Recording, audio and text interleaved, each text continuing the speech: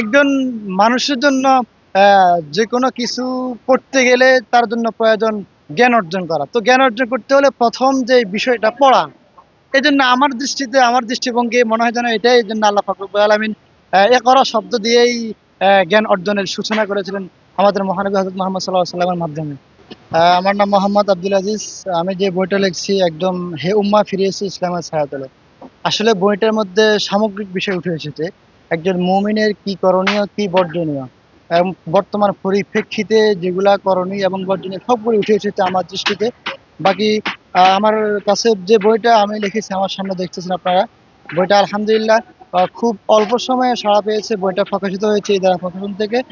এখন 2025 ইসলামী বইমেলা বাইতুল মোকাররম পূর্ব গেট চত্বর বিস্তৃত এলাকা জুড়ে যে বইমেলা চলমান, এখানে 191 নম্বর স্টল, ওখানে হে উম্মাহ ফিরে এসেছি ইসলামের ছায়াতলে বইটা এখন পাওয়া যাচ্ছে। একজন মুমিন হিসেবে আমি মনে করি 100-তে 100%ই একজন মুমিনের জন্য ইসলামী বই পড়া, ইসলামী জ্ঞান অর্জন করা প্রত্যেক মুমিনের জন্য একদম ফরজ।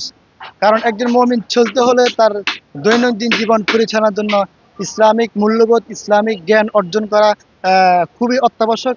এই জন্য আমি মনে করি যে বাইতুল মোকাররম পূর্ব গেট চত্বর বিস্তৃত এলাকা জুড়ে যে বইমেলা চলমান, এখানে নানান পাঠক, প্রকাশক এবং সম্পাদক সকলের যেই একটা মিলন মেলা, এটা আমি মনে করি বাংলাদেশে একটা ইতিহাসের সূচনা হচ্ছে।